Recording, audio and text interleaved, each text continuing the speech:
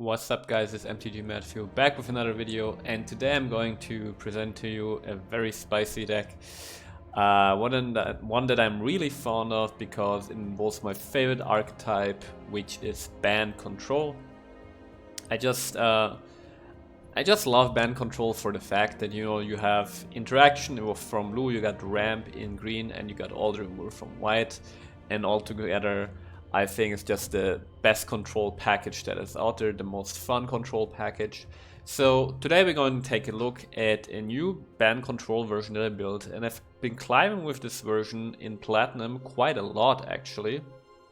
Although slow because the games tend to be very long. But let's take a look at this deck and what this is all about. So this Bant Control deck uses some new cards from the Brothers War, but it's really mainly a culmination of all the good cards Standard has to offer right now. So let's take a look at the different parts of the deck, how it's going to win, and why it's well positioned in the meta. So first of all, let's talk about the win condition of this deck before we get to the actual cards. So there are two win conditions for this deck. The first win condition is your opponent tries to draw a card and there is no cards in his library. That's a serious win condition for this deck because this deck can drag out games for long enough that, especially against another control deck, you might run into the situation where your opponent just draws his last card and this way you win the game. The other more likely win condition is 2 copies of Titania's Command. So for me, Titania's Command is by far my favorite command from the Brothers War expansion. I would argue it's maybe the best command of all the 5. So let's read it. 4 green for a sorcery, you choose 2. You exile target player's graveyard, you gain 1 life for each card exiled this way. You search your library for up to 2 land cards, put them onto the battlefield tapped, then shuffle. You create 2 2/2 green bear creature tokens, and you put 2 1/1 counters on each creature you control. So what you can do with Titania's Command is you can build a board of bears combined with 2 copies of Argus Sanctum of Nature that we run in the land base, which for 4 mana can create a 2/2 green bear creature token, and then you mill 3 cards. So we either produce bear tokens with Argus Sanctum of Nature or with Titania's Command to eventually win the game. Now you might ask, well, we only got 2 copies of this in here, how will we win? Well, very simply put, because this deck can go infinite by shuffling back cards into your library. So but for now, just keep in mind Titania's Command is your main win condition. You're just gonna win with your bear tokens, or most often your opponent at one point will just concede because you just have too tight of a grip on the game. So Titania's Command, main win condition. Apart from that, very nice card to stabilize on turn 6, especially against aggro decks. If your opponent already has like 5-6 cards in their graveyard, at 6 mana you can exile their graveyard, gain 6 life, put 2 bears on the board, and oftentimes against aggro that's enough to stabilize you for the moment and allows you to follow your other game plan. So the exile clause also very relevant actually against control decks, because what you can do with Titania's Command is, your opponent uses all their counter spells and so forth, and by using Titania's Command to exile their graveyard, you actually make it so that they can't shuffle them back into the library or get them back with like Devious Cover Up, and you make sure that they are gone for good. So Titania's Command, it's both a combat win condition as well as a way to grind out other control decks. Now let's take a look at the rest of the deck, which is really all about surviving and grinding out. First of all, the big question in this meta right here is, well, how do you survive aggro, right? How do you survive the mono red aggro decks? How do you survive the Azorius Soldier decks? Well, we run 3 copies of Sunset Reverie. For 2 mana, we can gain 4 life, put some tokens on the board, occasionally draw a card. So that's 3 copies of that is already a lot of life gain, but we don't stop there. We also run 4 copies of Union of the Third Path, which is a 3-mana instant from the new expansion. Draw a card, then you gain life equal to the number of cards in your hand. This can oftentimes be just a nice turn 3 to cycle and gain 6-7 life. And initially I've been very down on this card during spoilers here. I was like, 3 mana is too much, it's just a better revitalize, but you also pay another mana. Yeah, but it's actually fine to pay 3 mana to cycle through and gain some life. It's at instant speed, and this just can gain you a lot of life over the course of the game, and you actually need it against red aggro. So Sunset Reverie plus Union of the Third Path make sure that you always have enough life to survive the early game. Then, speaking of removal, we run a single copy of Destroy Evil, can destroy enchantments, but this is mainly here as a shielded killer. And we have 2 copies of Fateful Absence to deal with planeswalkers, also with any creature. Obviously it's very versatile, but this is mainly here to have some interaction with planeswalkers. Apart from the single target removals, we run 3 copies of Depopulate to just, wipe the board of any creatures. It's just your nice board wipe against aggro, especially at 4 mana. And then we also have 2 copies of Farewell, which is nice against mid-range decks to just clear the board of all types of nonsense. So basically, if you look at the removal package, we got a single Destroy Evil, 2 Fateful Absence, 3 Depopulates, and 2 Farewells, and this package works out really nicely to deal with your opponent's stuff. Then let's talk about card draw. At 2 mana, we run 3 copies of Journal Exploration. You can sometimes display this at 2 mana to scry 2 and draw a card, but more importantly, you can also play it for 3 mana if you kick it to basically ramp you by putting a land card onto the battlefield. Oftentimes even stays relevant until late in the game, because you just want to put out a lot of lands with this deck to just have the mana advantage that you need as a control deck. Then we run a single copy of Silver Scrutiny.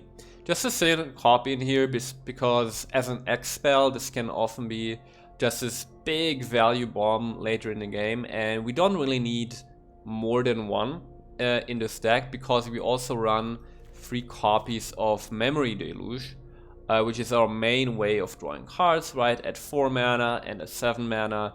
And this just makes sure that we can always go through our deck and find what we need. So this right here is our card draw package.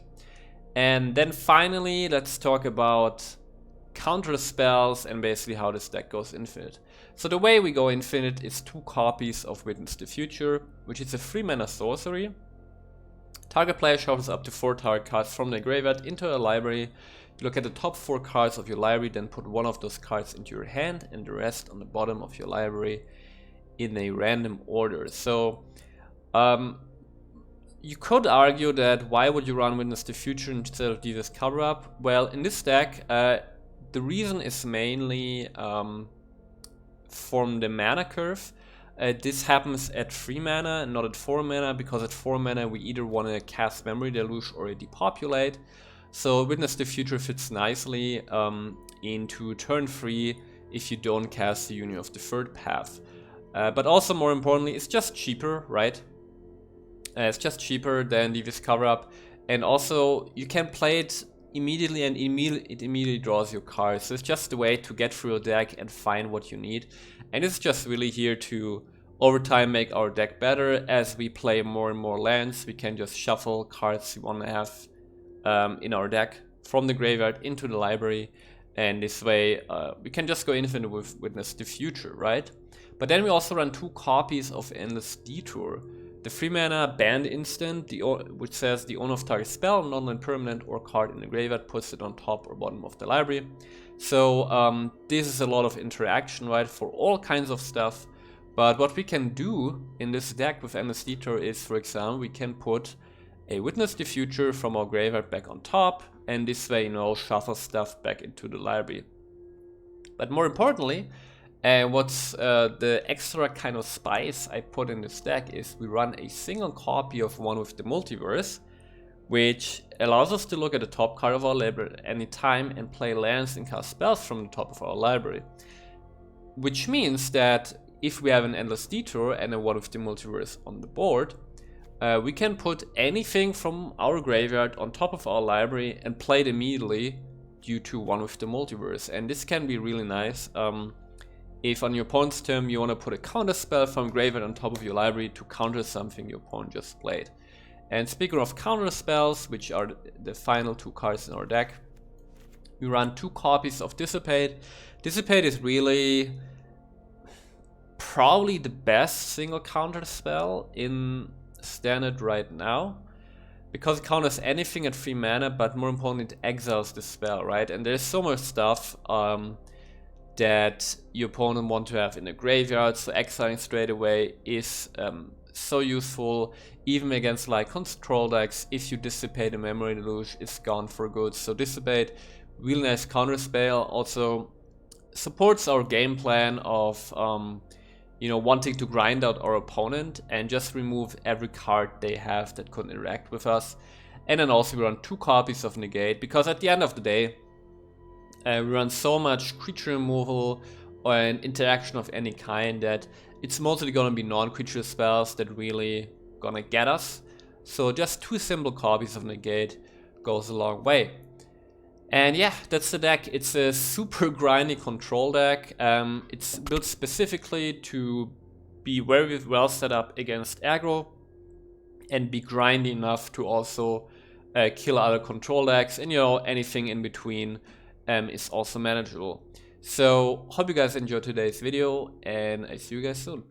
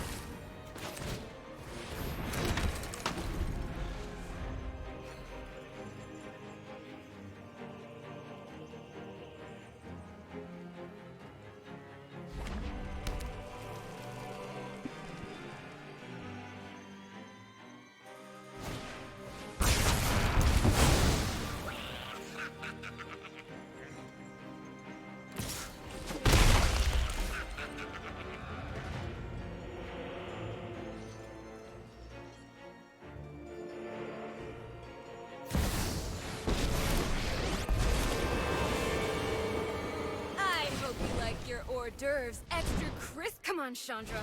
Think of something good.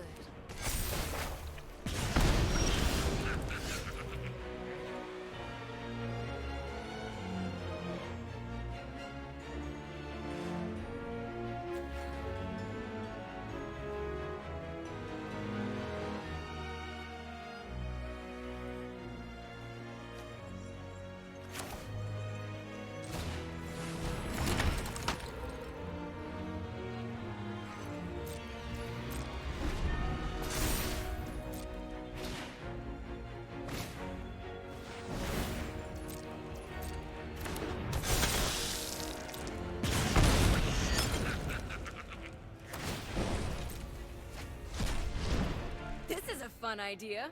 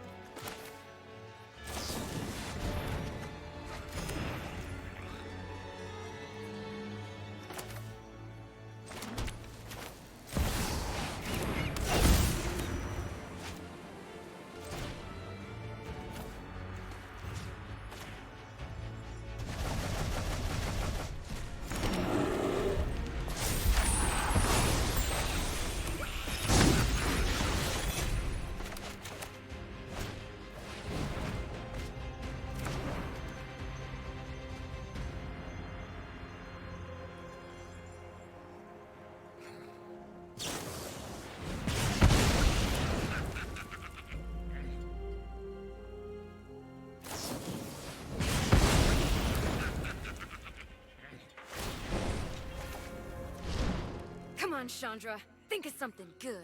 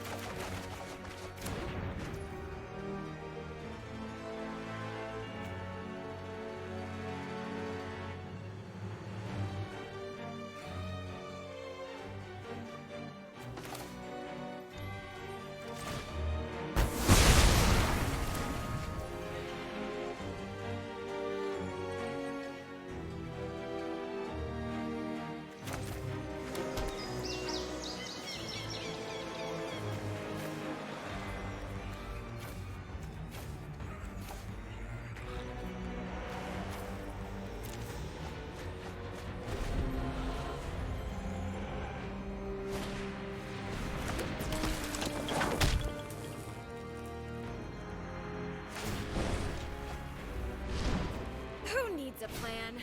Just improvise.